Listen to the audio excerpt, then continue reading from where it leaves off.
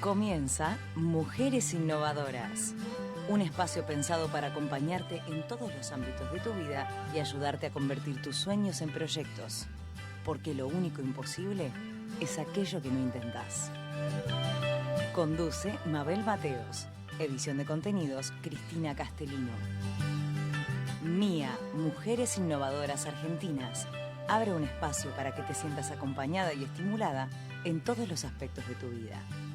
Sumate, queremos ser cada vez más.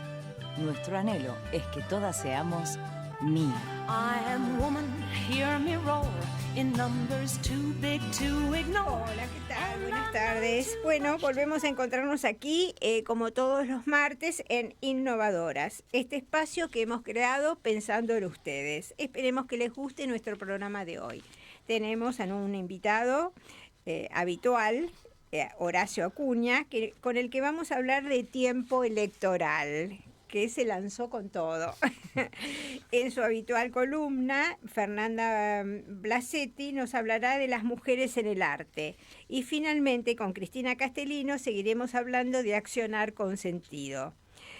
También, como lo hicimos en los programas anteriores, premiaremos a la oyente o el oyente que primero se comunique con nosotros al WhatsApp de la radio. Y también lo puede hacer al WhatsApp de MIA, dejando su nombre y su forma de conectarnos. Saludamos a nuestra operadora, Tere Mármol, como siempre, y se pueden comunicar con nosotros a los teléfonos 115-628-5068 y al WhatsApp 112-685-8040. Este es el WhatsApp al que tienen que llamarnos y dejarnos sus datos si les interesa participar. Bueno, les recordamos también que todos los programas anteriores se pueden ver en el YouTube de On Radio Innovadoras y también en nuestro propio canal de YouTube, Mujeres Innovadoras Argentinas, donde las invitamos a que se suscriban. Y vamos a empezar entonces por las efemérides de esta semana, que me parece que hay dos cosas que incluso vamos a poder conversar también con nuestro invitado, que ya está con nosotros, que me parecen muy importantes. El 8 de julio fue el día, en el año 1884, bajo la presidencia de Julio Argentino Roca, se promulgó la ley 1420, que instituyó una educación común, gratuita y obligatoria. Y laica. Y laica, sí. Exacto, que fue muy importante eso. Esta ley estableció la educación común para todos los niños y niñas, con interesantísimos avances en cuestiones de igualdad de género, sobre todo para la época. Tuvo una gran impronta de Domingo Faustino Sarmiento y también una de las personas que más lo acompañó a Sarmiento en esta organización fue Juana Manso, una mujer justamente. Es considerada la ley más importante en materia educativa, por lo menos hasta comenzado el siglo XX, porque estableció la idea de una educación como un derecho, que eso cambió totalmente. La idea de que todos los ciudadanos, quien fuera, niños de este país, hombres, mujeres, nativos, inmigrantes, rurales, urbanos, pobres o ricos, podían ir a la misma escuela. Y en igualdad de condiciones, aprender lo mismo para formarse como ciudadanos y ejercer sus derechos. Es una ley que moderniza profundamente la educación. En primer lugar, habilita el acceso a la educación de manera universal, laica, gratuita. Hasta su promulgación, solo accedían al conocimiento los varones de clases más acomodadas a través de la educación eclesiástica. Con esta ley se amplían totalmente las posibilidades, porque ya todos podían educarse, inclusive las niñas, que antes solamente se educaban con tutores en sus domicilios particulares y solamente las de gran poder adquisitivo. O sea que a partir de ese momento también las mujeres empiezan a educar y va a haber un gran progreso, porque se van a formar maestras que serían importantes para esta nueva forma de educación. O sea que aquí se abre una gran posibilidad primeramente para las mujeres. Estudiar, formarse, obtener un trabajo remunerado y reconocido socialmente, con la consecuencia incidencia profesional en el espacio público, que antes le era negado, y con un propio salario. Entonces, a partir de esta ley, se accede a la movilidad social, que era revolucionaria para ese momento, y también para la independencia del hombre y de la mujer. La promulgación de la ley genera una ruptura hasta en el tejido social, habilitando espacios antes negados. Su derogación se produjo, de hecho, por la dictadura militar, cuando en 1978 se transfirió las escuelas de la dependencia nacional a las jurisdicciones donde cada escuela estaba. Y después esto se termina en 1992 con el menemismo, que sanciona la Ley Federal de Educación. Así que esto, vamos a charlar un minutito de esto porque me parece muy interesante. Ningún problema. Y después tenemos el 9 de julio, que fue el Día de la Independencia en la Argentina, que fue en 1816, donde se firmó el Acta de Independencia de las Provincias Unidas de Sudamérica. Aquí, con representantes de todas las provincias, se reúne el Congreso de Tucumán y el 24 de marzo de 1816 con la presencia de 33 de los 34 diputados elegidos. Finalmente, el 9 de julio, 29 de representantes argentinos, se firma el Acta de Independencia que rompía definitivamente los lazos de subordinación al gobierno español de los actuales territorios de Argentina, Uruguay, Paraguay y Bolivia. Este Congreso de las Provincias Unidas afirmó la voluntad de investirse del alto carácter de nación libre e independiente del rey Fernando VII, sus sucesores, metrópolis y toda otra dominación extranjera. Esto también vamos a hablar porque no puedo entender cómo este año no tuvimos ningún festejo de fecha patria. El 10 de julio en nuestro país se celebró el Día del Comerciante en honor a la fundación de la Bolsa de Comercio de la Ciudad de Buenos Aires. Bueno, muy bien. Agradecemos los auspicios porque sin ellos sería imposible este programa. Siga la Vaca. Casi 30 años de experiencia utilizando las mejores materias primas del mercado. Encontrala en sus locales habituales y ahora también en Siga la Vaca Express, Monroe 1802, donde sugerimos el combo para compartir para dos. Delivery y takeaway al 4781-7882. En Instagram, @sigalavacaexpress_. Centurión, empresa de viajes temáticos y culturales. Visita su web www.centurionbyfiden.com.ar. Alejandrina Rocha, consultora independiente. Dirige y desarrolla equipos de venta directa. Es líder directora de productos naturales de empresa de aromaterapia de origen suizo. Seguila en @Alejandrina Rocha Bienestar. Nagaiki, un espacio donde gestionar tus emociones y alcanzar la armonía. En Instagram, @respiranagaiki. Bueno, muy bien, muchas gracias. Estamos entonces con Horacio Acuña, asesor parlamentario, con quien vamos a tratar de pensar el tiempo electoral. Bueno, arrancamos con la 1420 primero. Arrancamos con la 1420, bueno, que es muy interesante. La ley 1420 o la duración de la ley 1420 no hubiera sido posible si tampoco se hubiera hecho la ley del registro civil. Ajá. En ese proceso es cuando la secularización se produce en Argentina y dejamos de depender de la educación eclesiástica y de la iglesia para anotar los bautismos, los nacimientos y las defunciones. Entonces también se crea el registro civil. En ese momento la ley de registro civil tenía en uno de sus artículos el divorcio vincular, que por presión de la iglesia no se permitió. Eso es el hecho positivo. ¡Qué adelantada que era! Y sí, era adelantada. Y hay un hecho que la historia no plasma. Para que esa ley fuera posible, un congreso pedagógico nacional, el cual fue presidido por Onésimo Leguizamón. Onésimo Leguizamón es el autor de la ley 1420, el impulsor y el defensor de la ley 1420, era su desvelo que esa ley fuera aprobada. Fue senador, fue diputado, fue presidente de la Suprema Corte de Justicia, fue ministro, un tipo que la historia le debe bastante páginas a Onésimo Leguizamón. Siempre es un olvidado de la historia en la ley 1420, por eso a mí siempre me gusta recordarlo. Y la ley 1420 es una de las leyes, igual que la del registro civil, más duraderas que tuvo el país. Hasta 1958, que es el debate laico libre, que se opta por la educación libre, la ley Domingorena, que opta por la educación libre, donde se empiezan a subsidiar las escuelas religiosas y las escuelas de educación privada. Y, claro, fue un gran debate en la época de Frondizi, me acuerdo. Sí. Hasta en las calles hubo escaramuzas por laico libre. Sí. Después se terminó con los militares que hicieron ese desaguisado y el decreto de Menem, que transfirió las escuelas nacionales a las órbitas provinciales. Las escuelas nacionales tenían dos características, o tres. Eran gimnasia y esgrima, o eran atléticos, o eran gimnasia y tiro. Esos eran los colegios nacionales. Nosotros en la Argentina, desde 1880 y pico, teníamos un miembro permanente en el Comité Olímpico Internacional por estos colegios.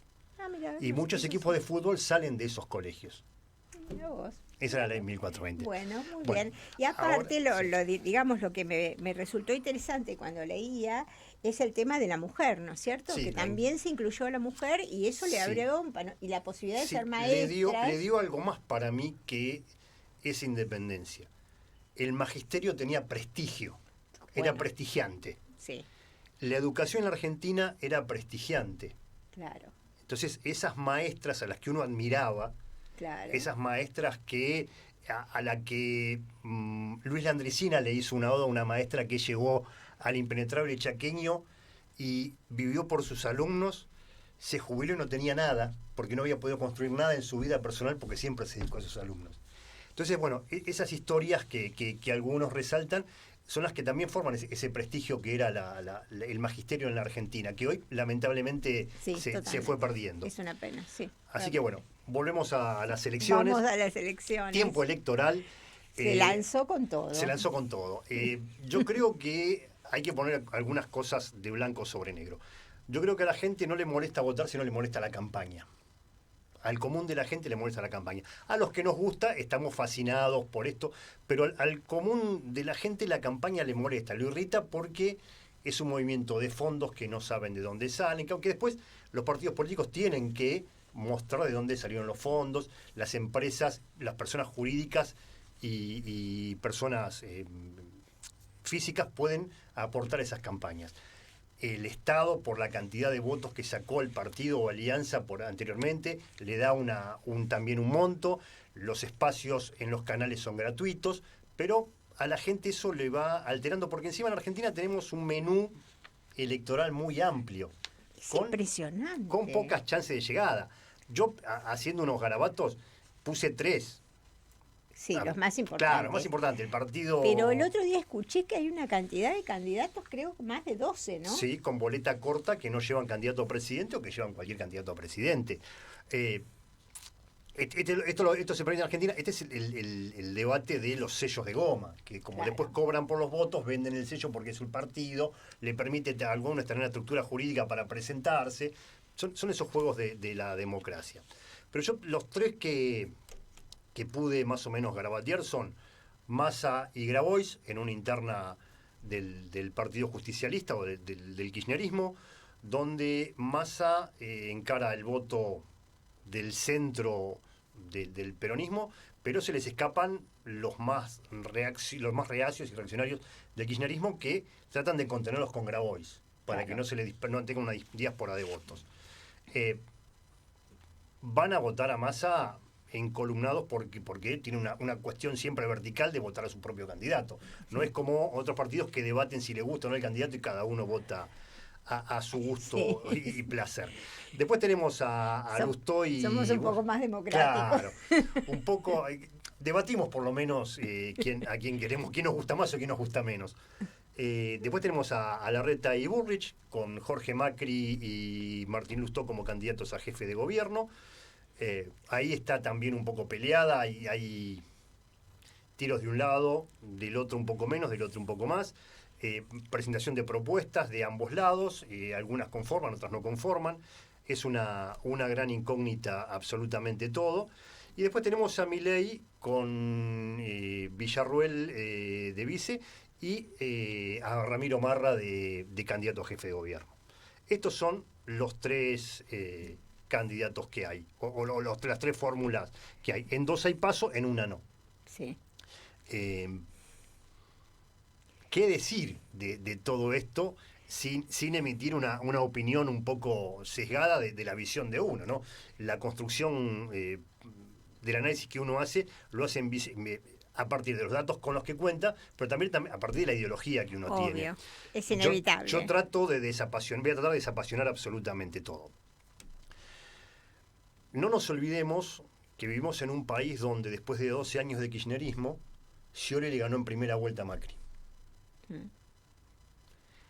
Entonces, no es fácil una elección nacional, no es tan fácil ganar una elección nacional. Hay una fractura en el electorado entre Burrich y Larreta que muchos de un lado o del otro dicen, si gana no lo voto, si gana no la voto. Mi conciencia dice que cualquiera de los dos que gane, lo voy a votar. Sí, me parece claro. Ahí esto tiene que ver con que de competencia. Claro, es un tema de competencia interno, pero lo que pasa que justamente el votante de esta parte no es muy verticalista, entonces claro, es más como del debate, claro. Debate, es más libre pensador. Claro, entonces estamos debatiendo, estamos difícil, criticando. Sí. Es mucho más difícil. Yo creo que llegado el momento, la gente va a empezar a contrastar de un lado o del otro. No me refiero dentro del espacio contra espacio, Juntos por el Cambio a Unión por la Patria. Falta para estas primarias que faltan 3 semanas. 3 ¿no? semanas. Bueno, pero pueden pasar muchas cosas en 3 semanas. La política en la Argentina es tan dinámica que las encuestas de hoy pueden ser absolutamente inútiles. Hace 2 meses Milei era un dios. Arrasaba y ahora se peina. Y esto lo dijo Moreno en un reel de Instagram, que decía, de estallar al Banco Central a rodearse de banqueros. Porque le pusieron a Roque Fernández, le pusieron a Venegas Lynch, Barco Santander. Entonces, dice, ahora no va a estallar el Banco Central. ¿Por qué? Porque el Banco Central es el que le regula la tasa de ganancia a los bancos. Entonces no va a estallar el Banco Central. No. En el teorema de Baglini funciona bárbaro. Cuanto más lejos estamos de las elecciones, cosas más locas decimos. Cuando estamos más cerca de las elecciones y del poder en sí, de la constatación del poder, nos vamos moderando. Y después cuando asumen el poder ya se moderan completamente. Claro. A ver, a mí me tocó estar en la gestión pública hace unos años y con presupuesto bastante abultado. Y te digo que las regulaciones que tenés en el Estado para poder hacer o no algo son muchísimas. No llegás a hacer lo que querés. Yo creo que el próximo gobierno que venga va a tener que hacer cosas que no le van a gustar a nadie, que no nos van a gustar a nadie, pero son necesarias. ¿Van a dejar de imprimir? No van a dejar de imprimir billetes.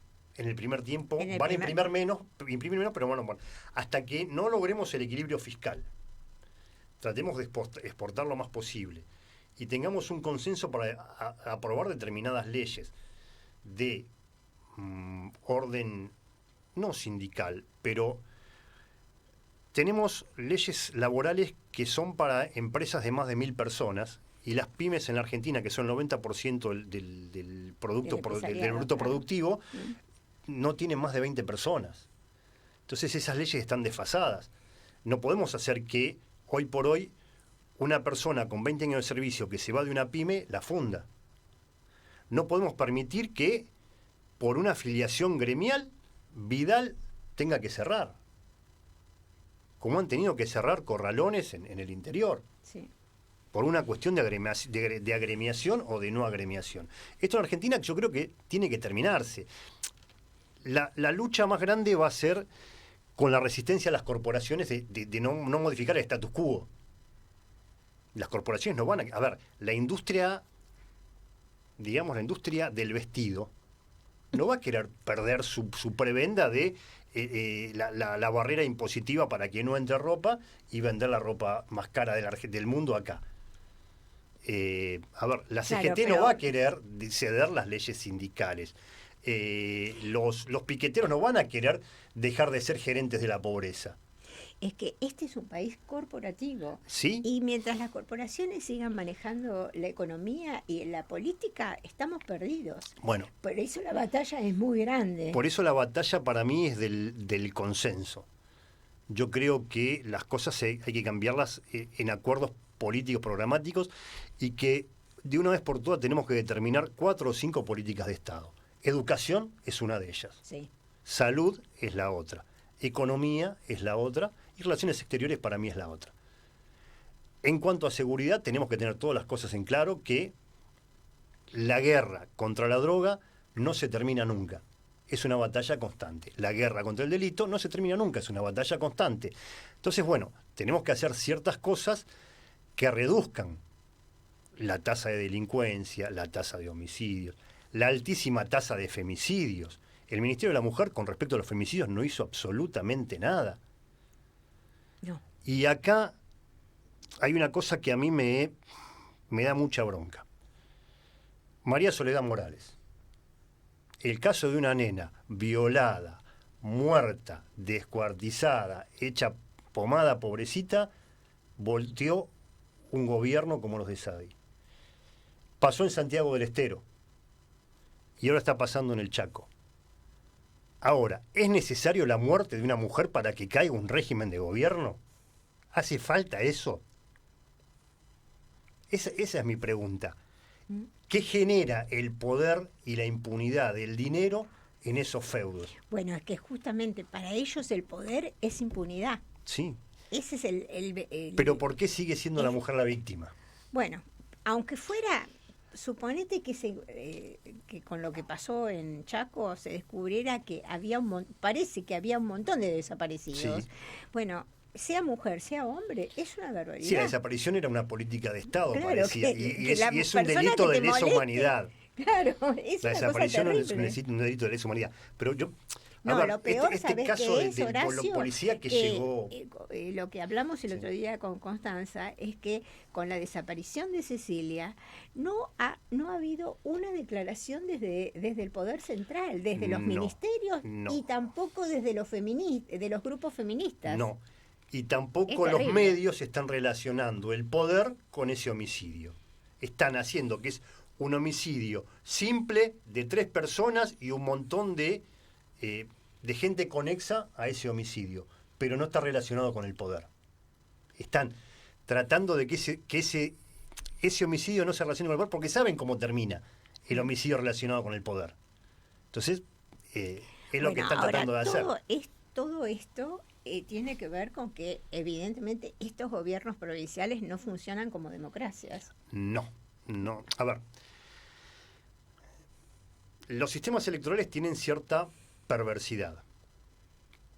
Una de ellas es la ley de lemas. Claro. Fíjate lo que fue votar en Formosa. 64 boletas de un candidato. Así que ese es el sistema en el cual los argentinos además los votos tienen que ver con la cantidad de empleados públicos. Con el 70% de los empleados públicos y el 93% de la coparticipación federal de impuestos. Pero bueno, eso es lo que hay que resolver. Bueno, buenos dilemas le quedan al gobierno que asuma. Que asuma, ¿no? Bueno, estamos acá esperando estas 3 semanas. Creo que el sábado, el fin de semana que viene, con lo de Santa Fe, ahí vamos a tener un panorama de cómo va a ser. Hay una expectativa que mantiene Juntos por el Cambio, que es Entre Ríos, y Santa Fe y la Intendencia de Córdoba. Claro. Son las 3 cosas que más se están mirando. Porque son, digamos, Santa Fe, Entre Ríos, Mendoza, San Luis, es un corredor productivo bastante interesante. San Juan es un corredor productivo interesante y es por donde circula el Mercosur. Claro. Así que es interesante. Bueno, Horacio, Gracias por la invitación. Gracias. No, por favor, ahí gracias a ustedes. bueno, después de la primera vuelta hablamos. ¿Te Ningún parece? problema. Acá estaremos. Y después ya vamos a jugarnos para el final. Dale, no hay problema. Bueno, muchísimas gracias. A ustedes. Pasamos a un poquito de música. Ella se ha cansado de tirar la toalla, se va quitando poco a poco de la araña. No ha dormido esta noche, pero no está cansada. No miró en ningún espejo, pero se siente todo guapa hoy. Ella se ha puesto color en las pestañas, hoy le gusta su sonrisa. No se siente una extraña, hoy sueña lo que quiere, sin preocuparse por nada. Hoy es una mujer que se da cuenta de su alma. Hoy vas a descubrir que el mundo es solo para ti, que nadie puede hacerte daño, nadie puede hacerte daño. Hoy vas a comprender que el miedo se puede romper con un solo portazo. Hoy vas a hacer reír porque tus ojos han cansado de ser llanto, de ser llanto. Hoy vas a conseguir reírte hasta de ti y ver que lo has logrado. Hoy vas a ser la mujer que te dé la gana de ser. Hoy te vas a querer como nadie te ha sabido querer.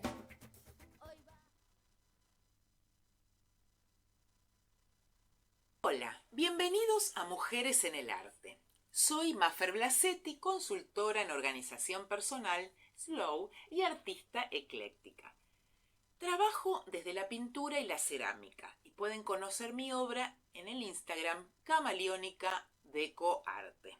Ahora sí, comencemos. Durante este ciclo vamos a hacer un recorrido sobre la vida y obra de mujeres artistas. Y hoy, en esta primera emisión, vamos a conocer a Hilma af Klint, pionera del arte abstracto. Pero antes voy a hacer una breve introducción sobre este estilo artístico. El arte abstracto surgió entre finales del siglo XIX y principios del siglo XX y se caracteriza por la representación no figurativa o representacional de elementos visuales. Busca transmitir emociones, ideas o conceptos a través de formas y colores que pueden ser interpretados de diferentes maneras por el espectador. El enfoque principal del arte abstracto es la experimentación con los elementos visuales y la exploración de la relación entre forma, color, línea y composición. Uno de los movimientos más destacados dentro del arte abstracto es el cubismo, desarrollado por Pablo Picasso y Georges Braque, que rompió con la representación tradicional de la perspectiva y los volúmenes. Y otro movimiento importante es el expresionismo abstracto, surgido en la década de 1940 en Estados Unidos, cuyos artistas, como por ejemplo Jackson Pollock, buscaban expresar emociones y estados de ánimo a través de gestos pictóricos y el uso del color. El arte abstracto ha continuado evolucionando, ¿no? Y diversificándose a lo largo del tiempo. Y actualmente hay una gran variedad de estilos y enfoques dentro de este tipo de arte, desde el minimalismo y el arte geométrico hasta el arte abstracto lírico y el arte conceptual. Y una de las características más interesantes del arte abstracto es su capacidad para invitar a la interpretación personal del espectador. Al no representar objetos o figuras específicas, cada persona puede percibir y experimentar la obra de arte de manera única, en función de sus propias experiencias y emociones. Resumiendo, el arte abstracto es un estilo artístico que se aparta de la representación figurativa y busca la expresión a través de elementos visuales como formas, colores, líneas y texturas. Ha sido una forma de experimentación visual y emocional que ha dado lugar a diferentes movimientos y estilos a lo largo de la historia del arte. Ahora sí, como les prometí al principio, vamos a ver un resumen de la vida y obra de Hilma af Klint, artista sueca pionera de la abstracción. Que lo disfruten. Hilma af Klint fue una artista sueca pionera del arte abstracto. Estudió en la Real Academia Sueca de las Artes. Hilma sentía especial atracción por el esoterismo. Se acercó a los Rosacruces, la antroposofía y la teosofía. También se inició en el espiritismo. Esto influyó en su arte de una manera única. Junto a 4 amigas formaron un grupo llamado Las 5. Practicaban la escritura y la pintura automáticas a partir de sesiones de espiritismo. Desde 1906 desarrolló un lenguaje abstracto, años antes de que apareciera la obra de Kandinsky, Mondrian y Malevich, quienes aún son tratados como los precursores del arte abstracto. En 1908 conoció a Rudolf Steiner, fundador de la antroposofía, quien se cree que cuando vio su obra le recomendó no mostrarla durante 50 años. Hilma creó una colección de más de 1000 pinturas abstractas. Estas pinturas recién se conocieron en 1986, ya que solicitó que no fueran expuestas hasta al menos 20 años después de su muerte, porque pensaba que no iban a entender su obra. En su obra abstracta, en la que destaca la pintura de gran formato, encontramos elementos recurrentes como círculos concéntricos, óvalos y espirales. Aspectos metafísicos como la dualidad materia-espíritu, lo femenino y lo masculino, la totalidad del cosmos, el origen del mundo. Recién en 2013 se realizó su primera retrospectiva en el Moderna Museet de Malmö, en Suecia. Bueno, muy bueno, Fernanda. Hemos cambiado el tema, la verdad me encantó. Buenísimo. Esperamos las próximas porque me parece que va a ser muy interesante lo tuyo. Bueno, vamos a la agenda. Vamos a pasar, antes que nada, una invitación que me acaba de llegar justamente a esta, a 40 años de democracia, aportes a la calidad institucional. Esto se va a hacer mañana, el día 13 del 7, o sea que es el jueves a las 10 horas en el Congreso, en Cámara de Diputados, hacia un régimen de transición presidencial. Es abierto al público, así que se pueden inscribir y invitan los despachos de las diputadas Carla Carrizo y Margarita Stolbizer. Así que, bueno, esto me lo acaban de mandar, por eso lo estamos pasando a último momento. Otros temas de agenda es que el sábado 15 de julio a las 17:30 horas tenemos en Caballito a nuestra columnista Silvia Lavítola, que nos invita a Vivencias con Té. Descubre colores, texturas, aromas y sabores. Reservas al 11-5-707-0686 o al 11-3-134-6866. El próximo domingo es la última función en la puesta de en Carne Viva, dramaturgia y dirección de Mónica Mafía, nuestra amiga, que se pasa en el Camarín de las Musas en Mario Bravo 960. También tenemos una formación virtual, esto para emprendedoras y empresarias, de 4 semanas de duración, en una alianza entre ONU Mujer y CAME, y se pueden inscribir en www.came-educativa.com.ar. Va a ser muy interesantes. Bueno, ahora sí hacemos una nueva pausa y volvemos con Cristina.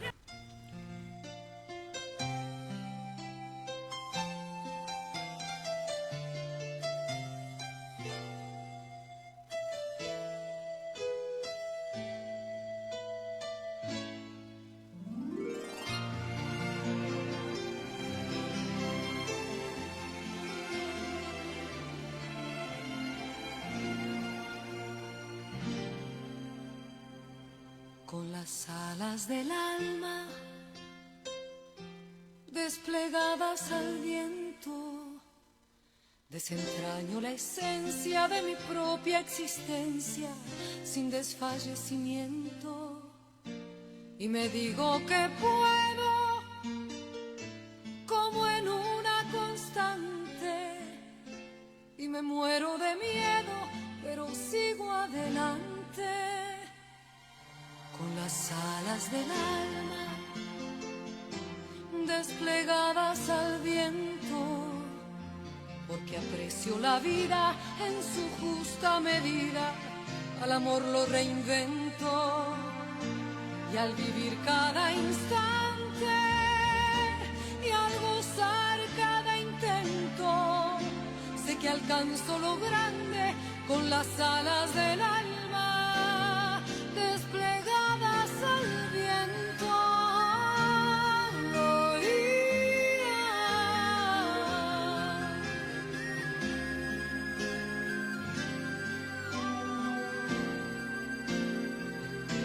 Con las alas del alma desplegadas al viento, más allá del asombro me levanto entre escombros sin perder el aliento y me voy de la sombra por algún filamento y me subo a la alfombra con la magia de un cuento, con las alas del alma desplegadas al viento.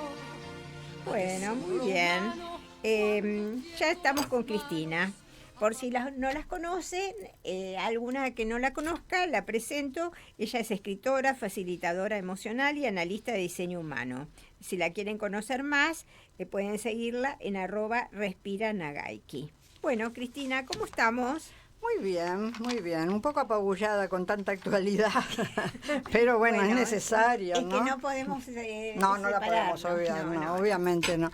Es una etapa complicada y hay que vivirla, y mejor vivirla con la mayor información posible, ¿no? Sí. Eso es lo mejor.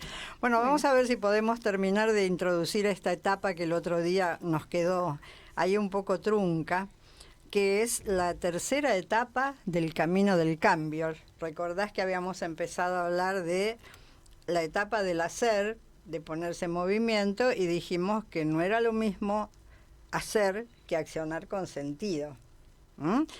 Porque hacer significa simplemente un movimiento que puede ser repetido, sin ningún significado.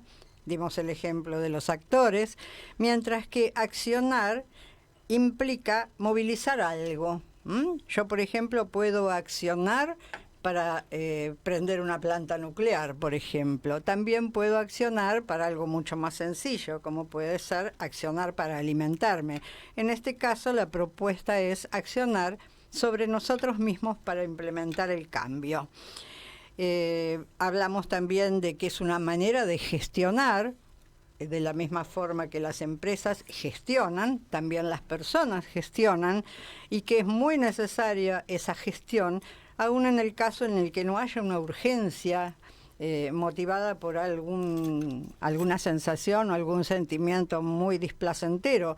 A veces simplemente no hay que perder ese ímpetu de la gestión, porque dijimos que también que en las empresas, cuando no se gestiona, se estanca, y bueno, las personas también se estancan cuando no gestionan sus emociones. Para accionar este cambio del que estamos hablando, para ponerlo en acción, para ponernos en movimiento, se necesitan dos cosas. Se necesita coherencia y se necesita dirección. La coherencia es un estilo de vida. Yo se supone que puedo actuar en mi vida con coherencia cuando hay un equivalente o una relación saludable entre lo que quiero, lo que puedo y lo que debo. Tres distintas partes de la vida que no podemos obviar. Siempre está lo que debemos hacer, pero también siempre queremos hacer cosas. Pero también hay que tener un sentido de la realidad y saber que a veces podemos y a veces no podemos. Entonces la coherencia es relacionar esas tres cosas. Como a veces podemos mostrarlo desde otro lugar, yo le voy a pedir a Tere, a nuestra operadora, que nos pase una canción que es muy ilustrativa, si podemos escuchar la letra, porque nos va a dar exactamente el sentido, ¿no?, de la diferencia entre hacer y accionar con sentido. A ver, Tere.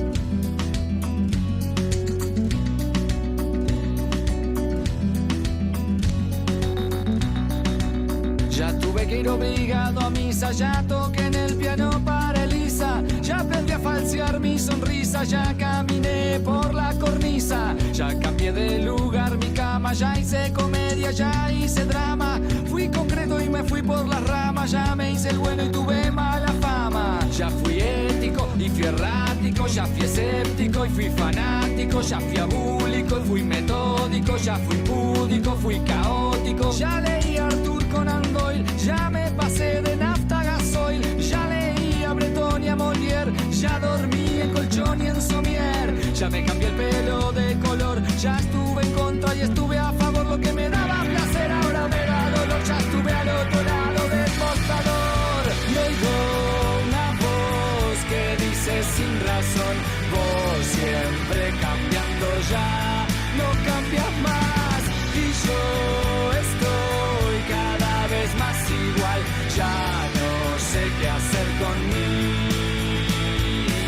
Ya me ahogué en un vaso de agua, ya planté café en Nicaragua, ya me fui a probar suerte a USA, ya jugué a la ruleta rusa, ya creí en los marcianos, ya fui ovo-lacto vegetariano sano, fui quieto y fui gitano, ya estuve tranquilo, estuve hasta las manos. Hice el curso de mitología, pero de mí los dioses se reían. Orfebrería, la salve raspando y ritmología, aquí la estoy aplicando. Ya probé, ya fumé, ya tomé, ya dejé, ya firmé, ya viajé, ya pegué, ya sufrí, ya eludí, ya huí, ya subí, ya me fui, ya volví, ya fingí, ya mentí. Y entre tanta falsedad, muchas de mis mentiras ya son verdades. Hice fácil adversidades y me compliqué las nimiedades. Y oigo una voz que dice con razón, vos siempre cambiando, ya no cambias más.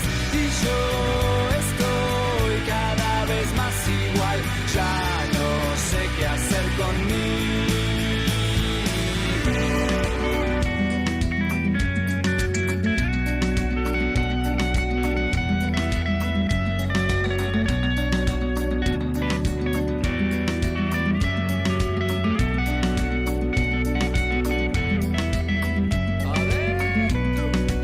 Ya me hice un lifting, me puse un piercing, fui a ver al Dream Team y no hubo feeling. Me tatué al Chen una nalga arriba de mami para que no se salga. Ya me reí, me importa un bledo de cosas y gente que ahora me da miedo. Ayuné por causas al pedo, ya me empaché con pollo al espiedo. Ya fui al psicólogo, fui al teólogo, fui al astrólogo, fui al enólogo. Ya fui alcohólico y fui la peta, ya fui anónimo y ya hice dieta. Ya lancé piedras y escupitajos al lugar donde ahora trabajo. Y mi legajo cuenta destajo que me porte bien y que arme el relajo. Y oigo una voz que dice sin razón, vos siempre cambiando, ya no cambias más. Y yo estoy cada vez más igual, ya no sé qué hacer conmigo. Y oigo una voz que bueno, hizo cosas el hombre. Bueno, esta canción muestra claramente... Un poco sin sentido, pero bueno, hizo. No, bueno, la diferencia entre hacer y accionar con sentido. Claro, ahí está. Te di el pie justo. Me diste el pie justo. Yo precisamente por eso se las traje, porque a veces la gente confunde y cree, ¿cuántas personas que nosotros conocemos cuando le recomendás ¿por qué no tratás de hacer un cambio? ¿Por qué no cambias tu sistema de creencias? ¿Por qué no haces una terapia? Algo te dice, no, si yo ya fui al psicólogo, no, ya, como dice, este fue al psicólogo, fue al enólogo, fue a todos. Porque en realidad son búsquedas vacías esas. Porque en realidad accionar con sentido, como dijimos antes, necesita coherencia y necesita dirección. Porque en una parte de la letra, cuando dice, claro, uno ya no sabe qué hacer consigo, porque cuando empieza a accionar de esa manera y ve que nada le da resultado, es mucho peor la situación. Pero por otro lado, él dice, en ese camino, muchas de sus falsedades ya son verdades, porque uno se lo termina creyendo. Cree que porque hizo la terapia de la luna, eso ya tiene que ser suficiente, o porque hizo una terapia de otra cosa, lo mismo, o porque se hizo ovo-lacto vegetariano, como dice él, también. Y ninguna de esas acciones forman parte de un programa de acción con sentido. Claro. Esa es la cuestión. Cuando uno quiere implementar un cambio, no hace falta solo ponerse en movimiento, hace falta accionar con sentido. Entonces ahí, para poder tener esa coherencia y esa dirección de la que hablamos, direcciones porque siempre alguien de afuera te tiene que aportar algo, porque si no esas elecciones personales como las que hace la persona que cantaba esta canción no dan resultado, pues son incoherentes. Entonces la dirección de afuera te la puede dar un psicólogo, te lo puede dar una terapia, te lo puede dar un facilitador, un coach, lo que sea, pero solo es imposible. Para poder tomar esto que yo estoy diciendo, hay que vencer dos contendientes fundamentales que uno tiene en esta etapa cuando se decide hacer. Uno es la omnipotencia. Yo voy a poder solo. Si yo me lo propongo, yo lo hago. Hay acá, frente a esa omnipotencia, hay como una falta de sentido de la realidad, ¿no? Porque a veces pasa que uno idealiza el pasado y lo que pasa que yo ahora me pasa esto porque antes las cosas eran distintas o eran mejores. A veces la simplificación, lo que hablábamos recién, no, yo voy a poder solo y esto se hace así. Y son todas reacciones frente a lo distinto, que esconden un miedo a lo distinto, eso desde ya. Y también hay que hacer frente a otro gran contendiente, que es la ansiedad. Y la ansiedad puede ser a dos puntas.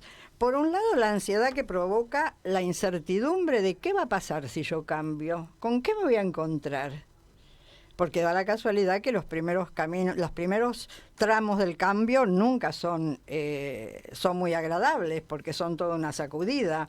Pasa lo mismo que cuando uno, no sé si alguna vez has tomado un remedio homeopático, pero viste que las primeras reacciones no son buenas frente a la homeopatía.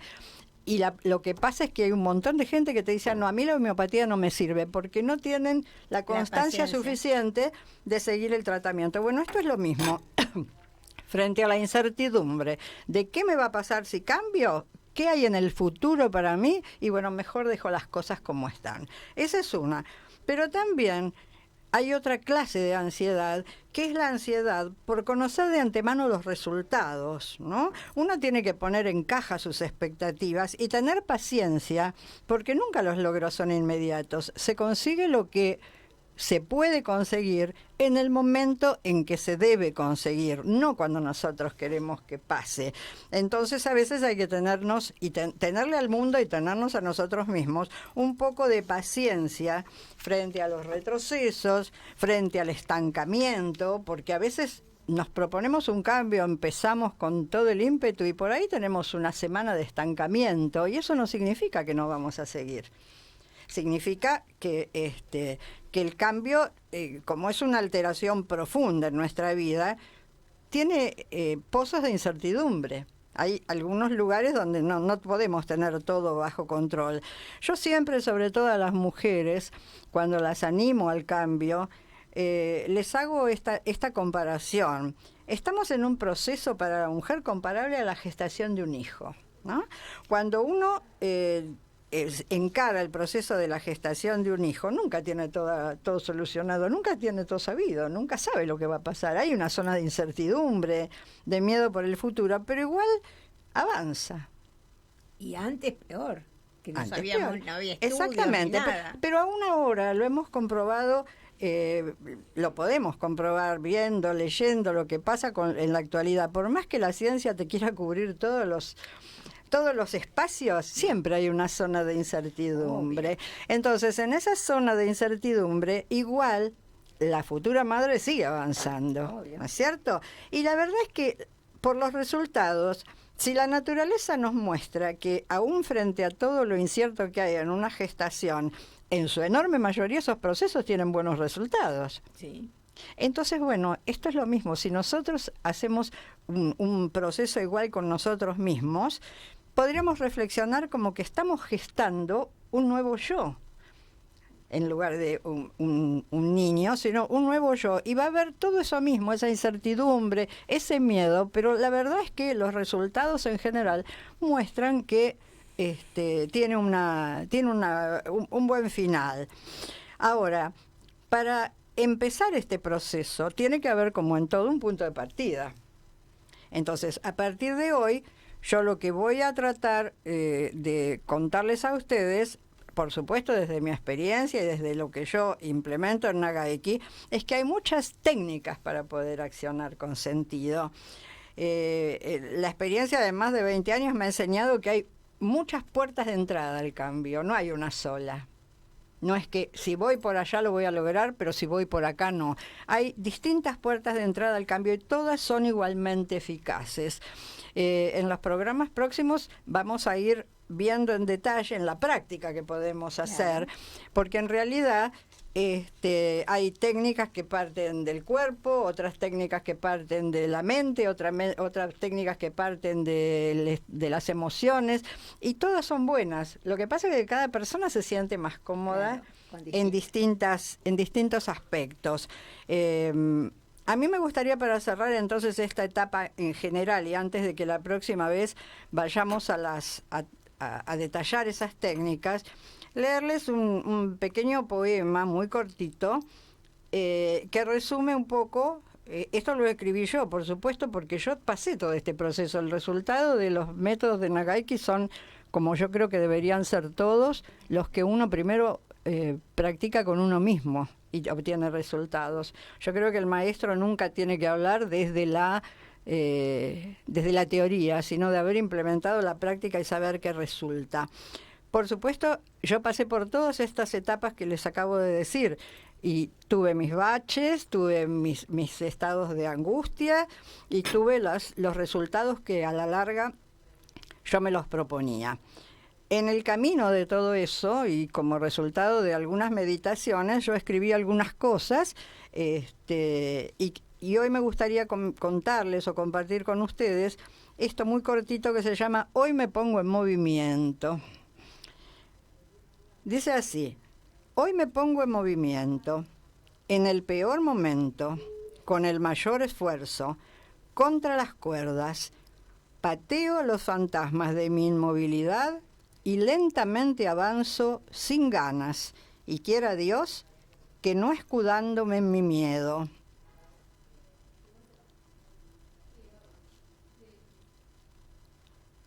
Aunque mis pasos sean cortos, imperceptibles, deben ser libres. Los quiero libres. Si mi avance no es percibido desde afuera, me basta con saber que ya me estoy moviendo. Y esto viene a cuento porque en las primeras etapas uno quiere resultados rápidos y que se noten, y no es así. Basta con que uno sepa que está ya encarando esta etapa, aunque primero no haya resultados. Los resultados van a llegar después, a su debido tiempo, si podemos vencer estas dos contendientes de los que hablamos, ¿no es cierto? Sobre todo el de la ansiedad. Pero bueno, en la próxima veremos a ver qué caminos podemos tomar, cuál nos gusta más. Bueno, buenísimo. Bueno, creo que ya estamos por cerrar el programa, así que nos despedimos. Esperamos que les haya gustado nuestra propuesta de hoy. Agradecemos a nuestra operadora, a nuestras colaboradoras y a nuestras oyentes, que espero que sean muchas. Nuestro anhelo es que cada día seamos más. Y recuerden que pueden encontrar nuestros programas en YouTube, tanto en YouTube On Radio Innovadoras como en nuestro propio canal Mujeres Innovadoras Argentinas. Muchísimas gracias y hasta el próximo martes.